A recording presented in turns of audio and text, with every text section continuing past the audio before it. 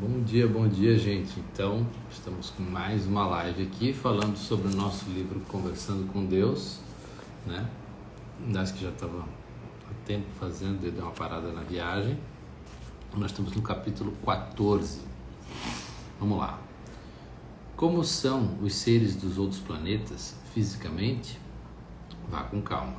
Há tantas variedades de seres quanto há de espécies de vida em seu planeta.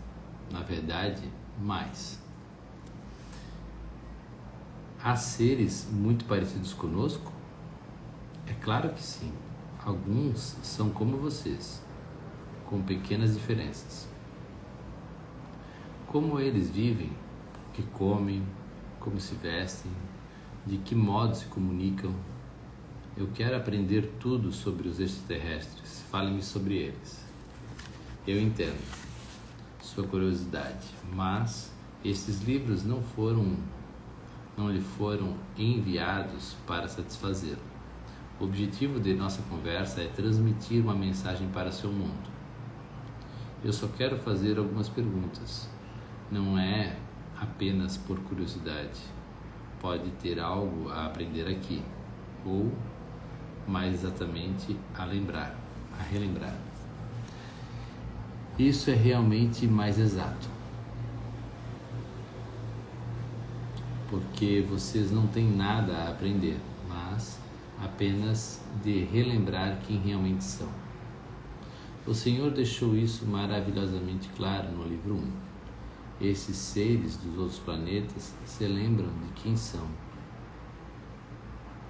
Como você poderia esperar todos os seres de outros planetas? Como você poderia esperar? Todos os seres de outros planetas estão em vários estágios de evolução, mas no que chamou aqui de culturas muito evoluídas, sim, eles se lembram. Como os extraterrestres vivem, trabalham, viajam, comunicam-se. As viagens, como vocês as conhecem em sua cultura, não existem nas sociedades muito evoluídas. A tecnologia superou a necessidade de usar combustíveis antiquados para fazer funcionar motores colocados em máquinas enormes que transportam seres. Além disso, os Simins, que são seres muito evoluídos, têm uma maior compreensão dos processos mentais e da própria natureza do plano físico. Devido à combinação desses dois tipos de avanços evolutivos, os Simins podem desmontar e tornar a montar seus corpos quando querem, o que permite a maioria deles estar onde escolher, quando escolher. Inclusive a anos-luz através do universo? Sim, na maioria dos casos, sim. Essas viagens de longa distância, entre aspas, pelas galáxias, são realizadas como uma pedra ricocheteia sobre a água. Não é feita nenhuma tentativa de atravessar a matriz que é o universo, mas de ricochetear sobre ela. Essa é a melhor imagem que pode ser encontrada em uma linguagem para explicar isso. Ficou bem diferente, né? Ricocheteia, aquela pedra que a gente joga no lago e vai ela vai batendo sobre a superfície e vai indo, né? Quanto ao que em sua sociedade vocês chamam de trabalho, esse conceito não existe na maioria das culturas de Simins. As tarefas e atividades são realizadas baseadas apenas no que um ser gosta de fazer e considera a expressão mais elevada de si mesmo. É ótimo alguém poder fazer isso, mas como o trabalho pesado é feito? O conceito de trabalho pesado não existe. O que vocês rotulariam como pesado em sua sociedade é extremamente honrado pelos seres muito evoluídos. Os Simins, que realizam as tarefas diárias que devem ser realizadas para uma sociedade existir e funcionar, são os trabalhadores mais valorizados e recompensados por servirem à totalidade.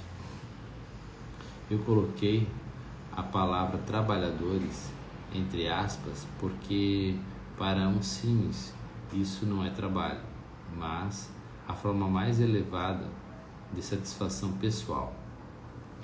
As ideias e experiências que os seres humanos criaram ao redor da expressão de si mesmos, que vocês chamaram de trabalho, simplesmente não são parte da cultura dos Sims. O trabalho pesado, as horas extras, a pressão e experiências parecidas criadas pelo eu não são escolhidas pelos seres muito evoluídos, que, entre outras coisas, não tentam chegar ao topo ou ser bem-sucedidos.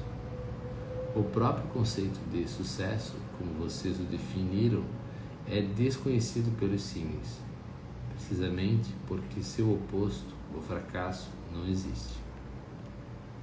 Então, como os Sims têm a experiência da realização ou conquista, não através da criação de um sistema de valores elaborado em torno da competição, vitória e derrota, como é o caso na maioria das sociedades e atividades humanas, mesmo e especialmente em suas escolas, mas, em vez disso, através de um reconhecimento e uma compreensão profunda do que realmente tem valor em uma sociedade. A conquista é definida como o ato de fazer o que resulta em valor, não como fazer o que resulta em fama e riqueza. Tenha isso não o valor. Tenha isso valor ou não. A conquista é definida como o ato de fazer o que resulta em valor, não como fazer o que resulta em fama e riqueza, tenha isso valor ou não. Então, os Sims realmente têm um sistema de valor? Ah, sim, é claro que sim, mas um sistema muito diferente da maioria dos seres humanos. Os Sims valorizam o que traz benefícios para todos. Nós também?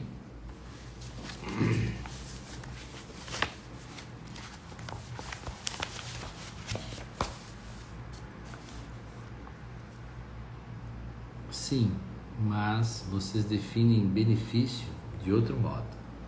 Veem mais benefício em atirar uma pequena bola branca para um homem com uma raquete ou tirar as roupas em uma grande tela de cinema do que fazer seus filhos se lembrarem das maiores verdades da vida ou dar apoio espiritual a uma sociedade.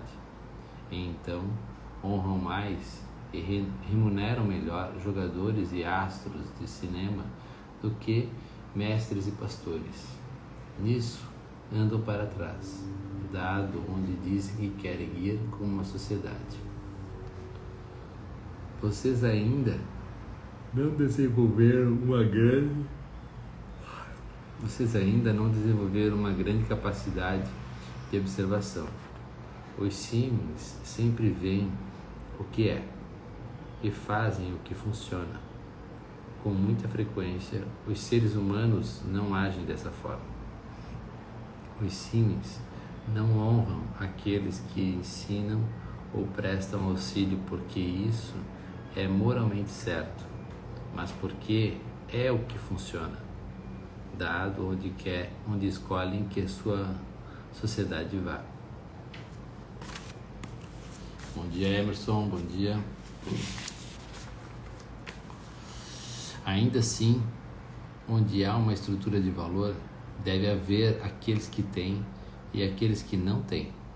Então, nas sociedades de Sims, são os mestres que são ricos e famosos e os jogadores que são pobres?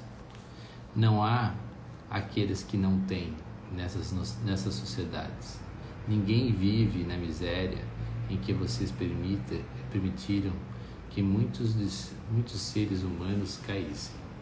Ninguém morre de fome, como ocorre com 400 crianças por hora e 30 mil pessoas por dia em seu planeta. E não existe uma vida de mundo desespero como há nas culturas de trabalho humanas. Não, nas sociedades de Siemens não há pobres. Como eles evitaram isso? Como? Aplicando 2 princípios básicos. Somos todos um só, autossuficiente. Os Siemens têm uma consciência de abastança que a cria, através de sua consciência da correlação de todas as coisas. Nenhum recurso natural de seu planeta é desperdiçado ou destruído. Isso deixa o bastante para todos, portanto, autossuficiente. A consciência humana da insuficiência é a principal causa de todas as preocupações, pressões, competições e de toda a raiva e inveja, todos os conflitos e, em última análise, todos os assassinatos na Terra. Bom dia, Dona Inês. Bom dia, Clara. Isso, junto com a insistência humana em acreditar na separação, em vez da união de todas as coisas, criou 90% do sofrimento em suas vidas, da tristeza em sua história e da inutilidade de seus esforços anteriores para tornar as coisas melhores para todos.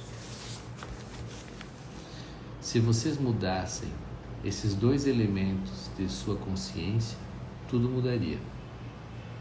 Como? Eu quero mudá-los, mas não sei como. Dê-me uma ferramenta, não apenas um clichê. Está bem, isto é justo. Então, aqui está uma ferramenta. Haja como se. Haja como se vocês fossem todos um só. Comece agindo assim amanhã. Veja a todos como você, passando por um momento difícil, esperando por uma chance e apenas tendo uma experiência diferente. Tente fazer isso amanhã. Veja a todos com novos olhos. Depois, comece a agir como se houvesse o suficiente. Se você tivesse dinheiro, amor, tempo suficiente, o que mudaria no seu modo de agir? Partilharia mais generosa e equitativamente? Isso é interessante, porque é exatamente o que fazemos com os nossos recursos naturais, o que tem nos tornado alvo de críticas de ecologistas. Quero dizer, estamos agindo como se houvesse o suficiente. O que é realmente interessante é que vocês agem como se as coisas que acham que os beneficiam fossem suficientes e por esse motivo ficam muito atentos às suas reservas, frequentemente até mesmo escondendo-as. Contudo, agem levianamente quando se trata do seu meio ambiente, dos recursos naturais e da ecologia.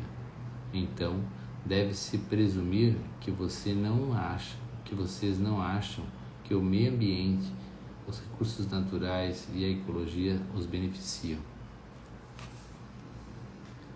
O que estamos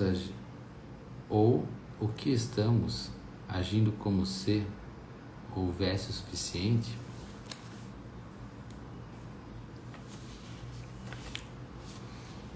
Mas vocês não estão. Se estivessem, partilhariam esses recursos mais equitativamente. Contudo, hoje, 1/5 da população do mundo mundial usa 4/5 dos recursos mundiais, e vocês não dão sinais que irão mudar essa equação. Há o suficiente para todos se vocês pararem de desperdiçá-lo irrefletidamente com poucos. Se todas as pessoas usassem os recursos sabiamente, vocês os desperdiçariam menos com muitas poucas, vocês os desperdiçariam menos com umas poucas usando-os de modo insensato. usem os recursos, mas não abusem deles. É isso que todos os ecologistas estão dizendo. Bem, eu estou deprimido de novo. O Senhor faz com que eu me sinta deprimido. Você é engraçado, sabia disso? Está dirigindo sozinho por uma estrada, perdido e esquecido de onde diz que quer ir. Alguém aparece e lhe indica a direção. Então você fica extasiado, certo? Errado, fica deprimido. É surpreendente. Fico deprimido porque não nos vejo seguindo nessa direção. Não nos vejo nem mesmo querendo seguir. Eu nos vejo indo direto de encontro a um muro. E sim, isso me deprime. Você não está usando seus poderes de observação. Eu vejo centenas de milhares de pessoas se alegrando ao lerem isso. Milhões reconhecendo as verdades simples escritas aqui. E vejo uma nova força para mudar, aumentando de intensidade em seu planeta. Sistemas de pensamento interiores estão sendo descartados, estilos de governo sendo abandonados, políticas econômicas sendo revistas, verdades espirituais estão sendo reexaminadas. Sua raça está despertando. As observações contidas nestas páginas precisam ser uma fonte de encorajamento.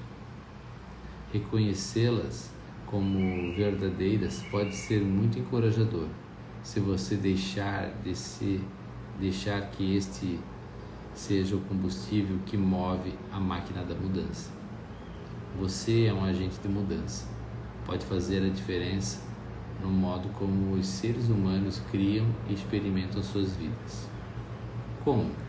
Seja a diferença. Seja a mudança. Personifique a consciência de que todos somos um só e autossuficiente. Mude seu eu. Mude o mundo. Você deu a seu eu este livro e todo o material contido nos livros Conversando com Deus, para poder relembrar de como era viver como um ser muito evoluído. Nós já vivemos assim antes, não é? O Senhor já disse isso. Nós já vivemos assim antes, não é?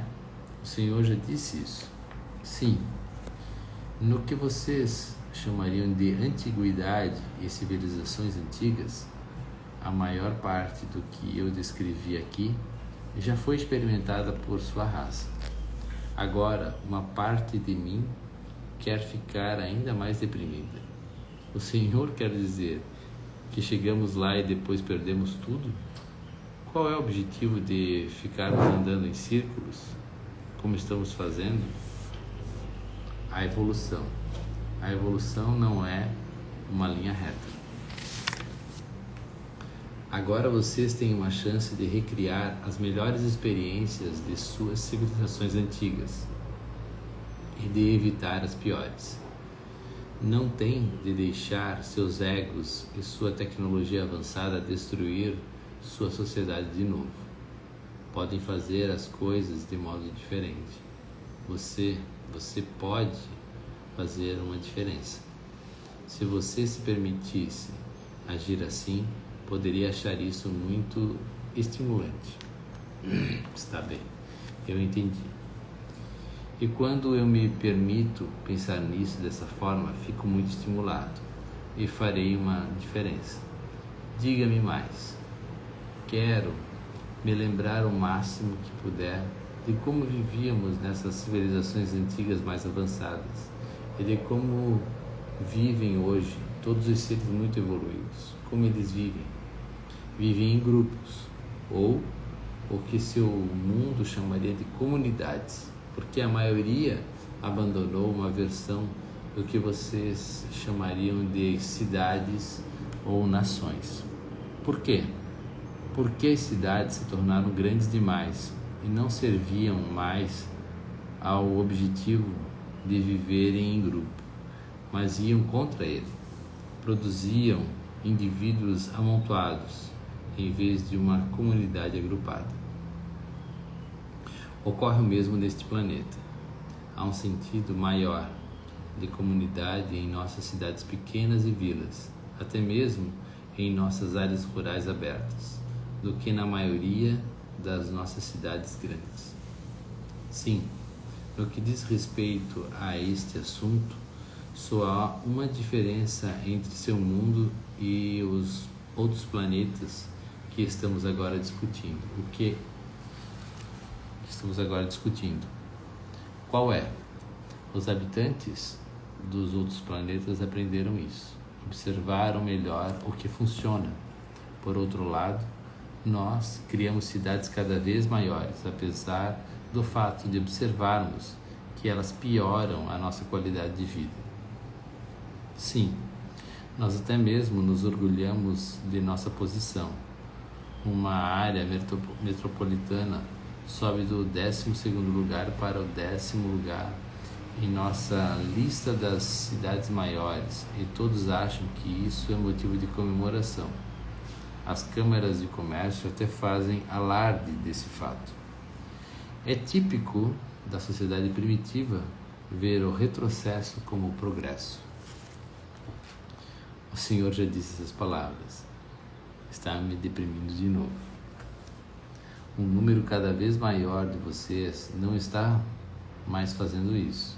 Está recriando pequenas comunidades planejadas.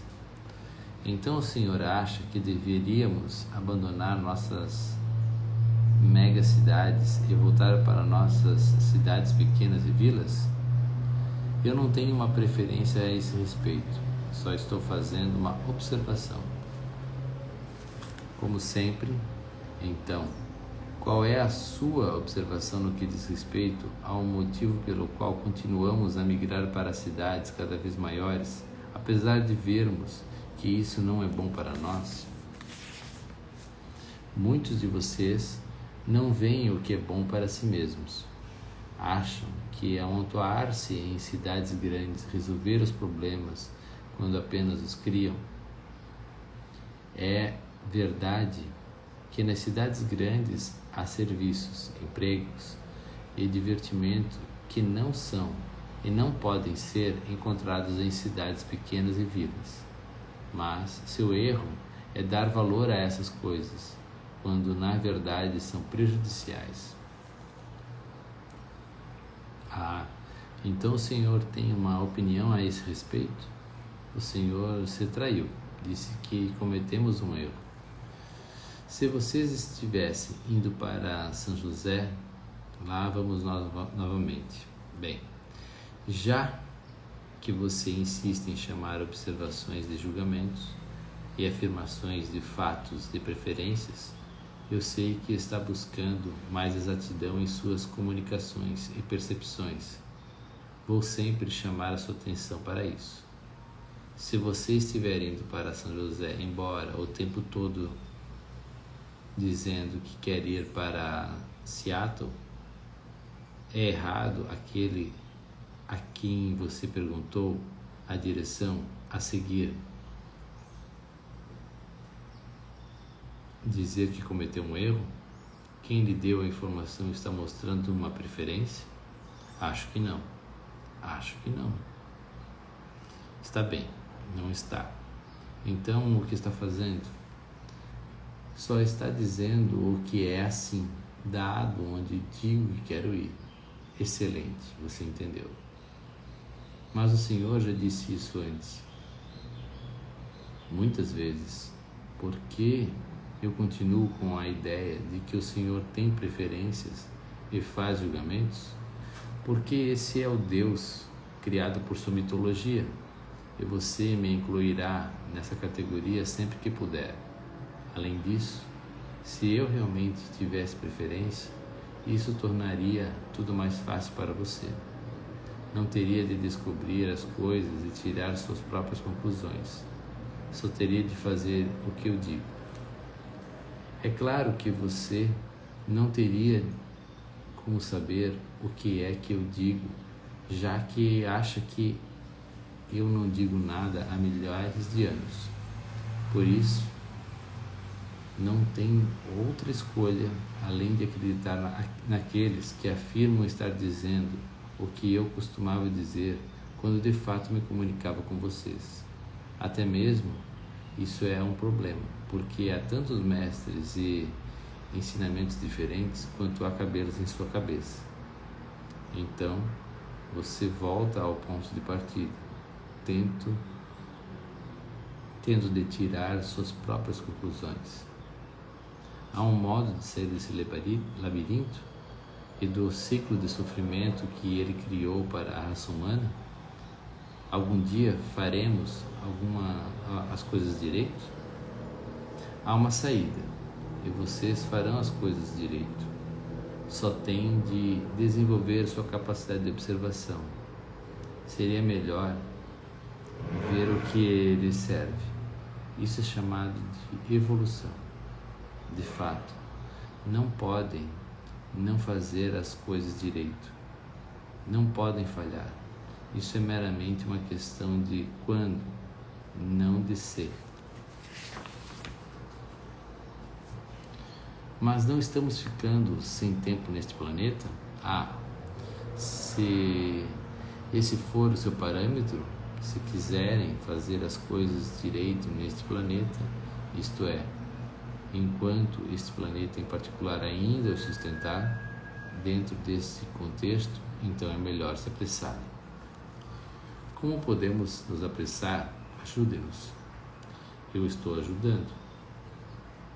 Qual você acha que é o objetivo desse diálogo? Está bem. Então nos ajude um pouco mais. O Senhor disse que nas culturas muito evoluídas, os seres também abandonaram o conceito de nações. Por que fizeram isso? Porque viram que um conceito como o que vocês chamariam de nacionalismo vai contra o seu primeiro princípio orientador. Somos todos um só. Por outro lado, o nacionalismo está de acordo com o nosso segundo princípio orientador, o da sobrevivência dos mais fortes. Sim, vocês se separaram em nações por motivos de sobrevivência e segurança e produzem exatamente o oposto. Os símios se recusam a constituir nações, só acreditam em uma nação. Poder-se-ia até mesmo dizer que constituíram uma nação sob a direção de Deus. Isso é interessante, mas eles têm liberdade e justiça para todos. Vocês têm? Touché. O ponto principal é que todas as raças e espécies estão evoluindo e a evolução. O ponto principal é que todas as raças e espécies estão evoluindo. E a evolução, o objetivo da observação do que lhe serve e de fazer ajustes comportamentais, parece seguir um rumo e se afastar de outro. Segue o rumo da união e se afasta da separação. Isso é surpreendente, porque a união é a verdadeira máxima e evolução. É apenas outra palavra para movimento na direção da verdade. Eu também noto que observar o que lhe serve e fazer ajustes comportamentais soa suspeitosamente parecido como sobrevivência dos mais fortes, um dos nossos princípios orientadores. É mesmo, não é? Então agora é hora de observar o que a sobrevivência dos mais fortes, isto é, da evolução da espécie, não é conseguida, mas que de fato toda a espécie tem sido condenada, autodestruída, chamando-se um processo de princípio. O senhor me confundiu. O processo é chamado de evolução. O princípio que orienta o processo é o que determina o rumo da evolução. Você está certo. Evolução é sobrevivência dos mais fortes. Esse é o processo. Mas não confunda processo com princípio. Se evolução e sobrevivência dos mais fortes são sinônimos, e se você afirma que a sobrevivência dos mais fortes é um princípio orientador, onde está dizendo que um princípio orientador da evolução é a evolução. Contudo, essa é a afirmação de uma raça que não sabe que pode decidir o rumo de sua própria evolução, porque a maioria das pessoas acha que evolução é um processo que está simplesmente acontecendo, não um processo que está dirigindo de acordo com certos princípios. E então a espécie está anunciando: nós evoluímos através do princípio da evolução, mas nunca diz o que esse princípio é, porque confundiu o processo com o princípio. Por outro lado, a espécie para a qual se tornou claro que a evolução é um processo, mas um processo sobre o qual a espécie tem controle, não confunde processo com princípio, mas escolhe conscientemente um princípio que o usa para guiar e dirigir seu processo. Isso é chamado de evolução consciente, e sua espécie acabou de chegar lá. Puxa vida, esse é um insight incrível. É por isso que o Senhor deu a Barbara Max Hubbard aquele livro. Como eu já disse, ela lhe deu o título de Conscientious Evolution. É claro que sim, e eu lhe disse para dar. Eu adoro isso.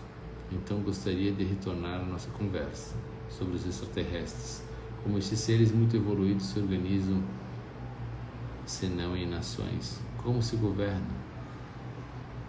Eles não usam a evolução como seu primeiro princípio orientador da evolução. Deixa eu repetir. Eles não usam a evolução como seu primeiro princípio orientador da evolução, mas criaram um princípio baseado na pura observação. Simplesmente observaram que são todos um só e inventaram mecanismos políticos, sociais, econômicos e espirituais que fortalecem, não enfraquecem esse primeiro princípio. Como isso funciona, por exemplo, no governo? Então, gente, aqui a gente vai parar a nossa leitura hoje. Estamos na página 255. Eu vou continuar, e daí só falta uma página para a gente acabar esse capítulo. Como isso funciona, por exemplo, no governo? Quando há um só, como se governar? Quando você é o único que há, como governar seu comportamento? Quem o governa além de si mesmo? Ninguém. Se eu estivesse sozinho, como por exemplo em uma ilha deserta, ninguém além de mim governaria ou controlaria meus comportamentos. Eu comeria, vestiria e faria exatamente o que quisesse. Provavelmente nem me vestiria. Comeria quando estivesse com fome e tivesse vontade. Faria as coisas que quisesse fazer, e algumas delas seriam determinadas pelo que eu achasse que precisava fazer para sobreviver. Bem, como sempre, tem toda a sabedoria dentro de você. Como eu já lhe disse, não tem nada a aprender, só tem de lembrar. É assim que nas civilizações avançadas, eles andam nus, colhendo frutos silvestres e construindo canoas. Isso me faz lembrar os bárbaros. Quem você acha que está mais feliz e mais perto de Deus? Nós já passamos por isso antes. Sim, passamos. É típico de uma cultura primitiva imaginar que a simplicidade é bárbara e que a complexidade é muito avançada. Curiosamente, aqueles que são muito avançados veem as coisas exatamente do modo oposto. Contudo, o movimento de todas as culturas, na verdade, o próprio processo de evolução, é na direção de graus cada vez mais elevados de complexidade. Em certo sentido, sim. Entretanto, eis a maior dicotomia divina. A maior...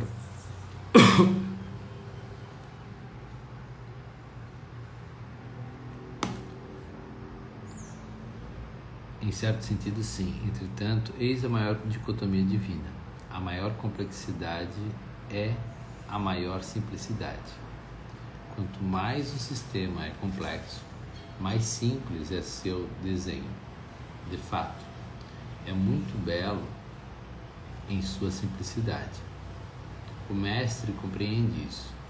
É por esse motivo que um Siemens vive com simplicidade, que todos os sistemas muito evoluídos também são extremamente simples. Os sistemas de governo, educação, econômicos ou religiosos dos Siemens são extremamente simples. Por exemplo, os sistemas de governo muito evoluídos praticamente não evoluem nenhum governo, exceto o autogoverno. Como se só existisse um ser participando, como se só existisse um ser sendo afetado, que é tudo que existe. É isso que as sociedades muito evoluídas compreendem. Exatamente. Eu estou começando a entender tudo agora. Ótimo. Não nos resta muito tempo. O senhor tem de ir.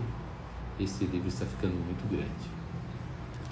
E assim a gente encerra esse capítulo, gente. Depois a gente vai para o capítulo 15 amanhã, tá? E aqui a gente falou muito sobre como a sociedade se organiza, né? Então, as duas frases primordiais que ficam, né, nesse livro é: todos somos um e autossuficiente. É isso que ele sempre bate em cima disso. Então, todos somos um e autossuficiente. Então, dentro disso que uma nação se constrói, uma comunidade se constrói, tá? Então é isso. Vou para a academia agora e amanhã a gente continua a leitura. Estamos praticamente acabando o livro, tá? Tem mais uns 2, 3 capítulos aqui, mas estamos aprendendo bastante. Valeu? E hoje à noite tem live, tá? Tem live com a Karen. A gente vai estar falando sobre constelação às 8 horas da noite. Valeu? Tchau, tchau.